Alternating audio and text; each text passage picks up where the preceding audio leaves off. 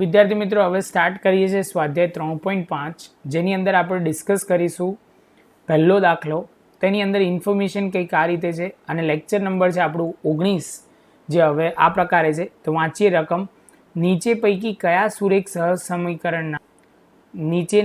કયા સુરેખ સમીકરણ યુગ્મને અનન્ય ઉકેલ નથી અથવા અનંત ઉકેલો છે તે જણાવો.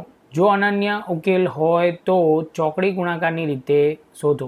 તમારા માઇન્ડમાં આવું જોઈએ કે સર એક દાખલો યાદ રાખજો, જો અનન્ય ઉકેલ હોય તો ચોકડી ગુણાકારની રીતે ઉકેલ શોધો. એવું ચોખ્ખું કહી દીધું છે, અનન્ય ઉકેલ હોય તો જ આગળ વધવાનું છે. તો તમે કહેશો કે સર આવું તો તમે બહુ પહેલાં 3.1ની અંદર ડિસ્કસ કરેલું.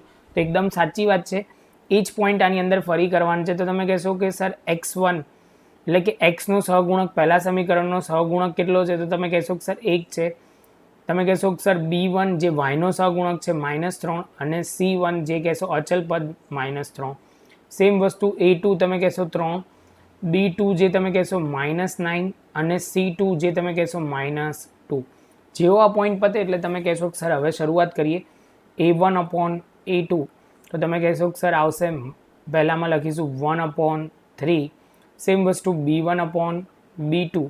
તો તમે કહેશો કે સર આવશે -3/9. એટલે સોલ્વ કરો તો 1/3. હજુ બંને સરખાઈ રહ્યા છે એટલે c1નો ટ્રાય કરવો પડે, લખવું પડે ખાસ. જો એ સરખું ના આવતું હોય તો પછી આપણે દાખલો અટકાવી દેવાનો. પણ અહીંયા લખીશું c1/c2. તો તમે કહેશો -3/-2 એટલે આવશે 3/2.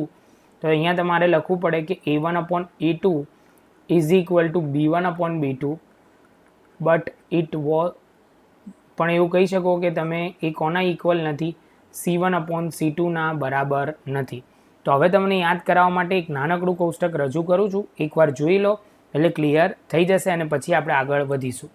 તો વિદ્યાર્થી મિત્રો હવે તમને જે કન્ડિશન એપ્લાય જે થઈ રહી છે એ આનું સમજવાનું છે કે આપણે જે છે એ છેલ્લીવાળી કન્ડિશન છે જેના તમે કહેશો કેટલા ઉકેલ છે, તો તેની અંદર સમજશો કે અનન્ય ઉકેલ નથી. આની અંદર અનન્ય ઉકેલ નથી તો પછી એનો મતલબ તમારે આગળ દાખલો થશે નહીં, અહીંયા જ દાખલો અટકી જશે. અનન્ય ઉકેલ માટેની તમારે કન્ડિશન કેવી રીતે મગજમાં રાખવાની છે કે પહેલી વાળી તમે કહેશો કે sir a1/a2 is not equal to b1/b2. એટલે તમને જો આ કન્ડિશન હશે તો જ આપણે એનો આગળ ચોકડી ગુણાકારથી દાખલો ગણીશું. કેમ કે દાખલામાં શું કીધું હતું? જો અનન્ય ઉકેલ નથી અથવા તો અનંત ઉકેલો છે, તો આપણેમાં આમાં ઉકેલ નથી અને અનંત ઉકેલ છે તે જણાવો. આ બેમાંથી હોય તો જણાવો. અને જો અનન્ય ઉકેલ હોય એટલે પહેલીવાળી કન્ડિશન હોય તો ચોકડી ગુણાકાર ગણવાની છે. તો આપણને જે કન્ડિશન એપ્લાય થઈ રહી છે એ કન્ડિશન 3 છે.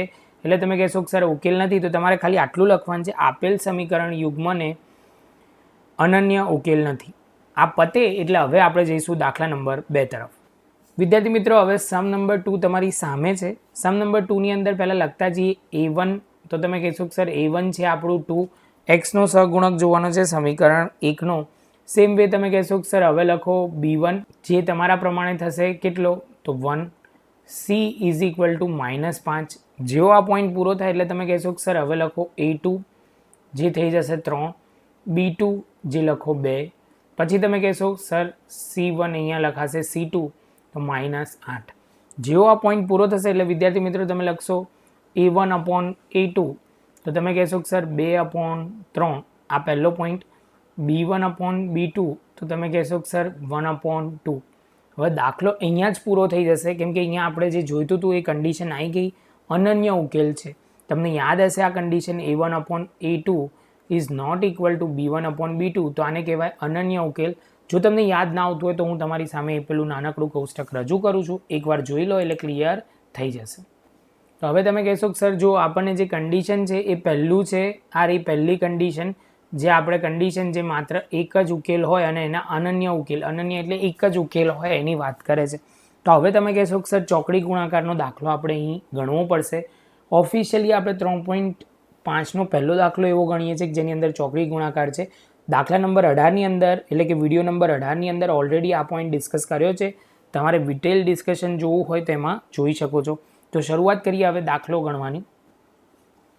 તો વિદ્યાર્થી મિત્રો હવે આપણે આટલું લખાઈ જાય એટલે તમે કહેશો કે સર અહીંયા લખો x, અહીંયા લખો y અને અહીંયા લખીશું 1.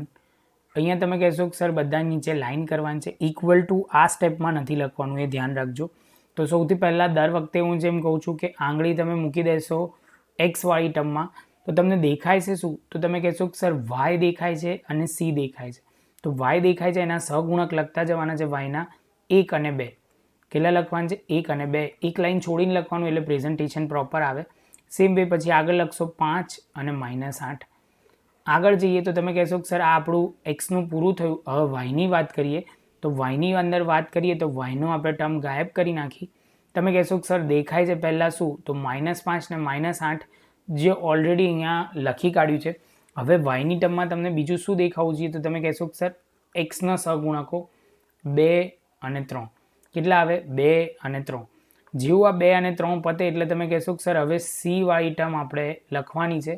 તો સી વાળી ટર્મ માટે સૌથી પહેલું સ્ટેપ અહીંયા લખવાનું છે વચ્ચેની ટર્મ. તો હવે તમે કહેશો કે સર સી વાળી ટર્મ એટલે આપણે લખવાનું છે 5 અને 8 ગાયબ થઈ જશે. તો એના સિવાય તમને શું દેખાય છે? વિદ્યાર્થી મિત્રો, જે હું ગાયબ કરું છું એ નહીં ચાલે, તમારે તમારી રીતે સમજીને ગાયબ કરવાના છે. કેમ કે એની અંદર ધ્યાન રાખજો, કેમ કે આની અંદર શું થશે? તમારે આંગળી મૂકવાની છે. જે દેખાય છે એના સિવાય તમારે આંગળી મૂકવાની છે. જે રીતે C1નું આપણે કરીએ છીએ કોન્સ્ટન્ટ ટર્મ, તો તમે કહેશો કે સર એની પર આંગળી મૂકશો તો તમને દેખાશે 2 અને 3 જે ઓલરેડી દેખાઈ ગયા. અહીંયા જોવાનું છે, તમારે જોવાનું છે અહીંયા જે 2 અને 3 આવે છે જે ઓલરેડી આપણે લખી કાઢ્યા છે. જેવા તમે લખી કાઢશો એટલે પછી કહેશો કે સર હવે વાયના સહગુણક જે છે 1 અને 2. જેવું આ સ્ટેપ પૂરું થાય એટલે પછીના સ્ટેપમાં તમે આગળ વધી શકશો. આ બંનેના ગુણાકાર, આ બંનેના ગુણાકાર, આ બંનેના ગુણાકાર, આ બંનેના ગુણાકાર, અહીંયા ગુણાકાર ને અહીંયા ગુણાકાર. તો પહેલું લખતા જઈએ એક્સનું. ઓલવેઝ એક સ્ટેપ વધારે કરવાનું પણ એમાં પ્રોપર કરવાનું જેથી તમને ગણતરી સમજવામાં સરળતા રહે. યાદ રહે 1 ગુણ્યા -8 વચ્ચે માઇનસની સાઇન અને 2 ગુણ્યા -5 ઇઝ ઇક્વલ ટુ સેમ વસ્તુ વાયની વાત કરીએ તો -5 અને 3 માઇનસની સાઇન -8 ગુણ્યા 2 ઇઝ ઇક્વલ ટુ 1ની લઈ લઈશું 2 ગુણ્યા 2 વચ્ચે માઇનસની સાઇન અને 3 ગુણ્યા 1. જેવું આ પતે એટલે તમે કહેશો કે સર એક્સની જગ્યાએ તો એક્સ આવશે. અહીંયા ગુણાકાર કરશો એટલે -8. અહીંયા તમે કહેશો માઇનસ સર પ્લસ થઈ જશે એટલે +10 આવી જશે. જે ધ્યાન રાખજો વિદ્યાર્થી મિત્રો, આ ભૂલ થાય નહીં. એના પછી તમે કહેશો કે સર ઇઝ ઇક્વલ ટુ લઈશું તો અહીંયા લેશો -15 અને અહીંયા માઇનસ પ્લસ થઈ જશે, એ ધ્યાન રાખજો એટલે +16. સેમ વસ્તુ હવે લાસ્ટમાં અહીંયા 1, અહીંયા 4 અને -3. જેવું આ પૂરું થશે એટલે એના પછી આપણે આગળ જઈશું. તો અહીંયા તમે કહેશો કે sir x is equal to 2, અહીંયા લખાશે y is equal two 1 is equal two અહીંયા આવશે 1/1. જેવું આ પોઈન્ટ પૂરો થાય એટલે તમે સરખામણી કરશો x/2 ઇઝ ઇક્વલ ટુ 1/1 એટલે x is equal to 2. Same way અહીંયા તમે લખશો y/1 ઇઝ ઇક્વલ ટુ 1/1 તો y ઇઝ ઇક્વલ ટુ 1. તમારે જે આન્સર લાવવાનો હતો એ તમે એમ કહી શકો કે આપેલ સુરેખ સિગ્મા યુગ્મનો અનન્ય ઉકેલ x ઇઝ ઇક્વલ ટુ 2 અને y ઇઝ ઇક્વલ ટુ 1 થશે. એની સાથે આપણે વિડીયો અહીંયા જ પૂરો કરીશું. હવે આગળ જઈશું 20મી વિડીયોમાં આગળના 2